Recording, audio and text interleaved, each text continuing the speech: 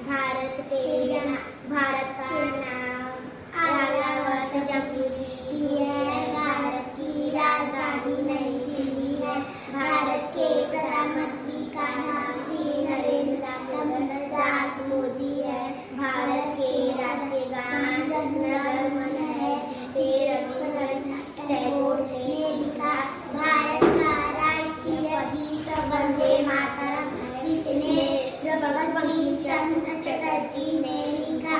भारत का राष्ट्रीय पक्षी मोर, राष्ट्रीय पक्ष और राष्ट्रीय बाघ है।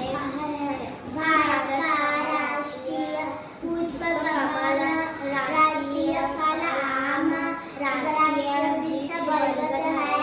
भारत का राष्ट्रीय खेल हॉकी और राष्ट्रीय नदी गंगा नदी है।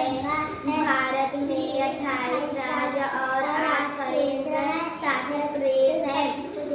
15 अगस्त 1947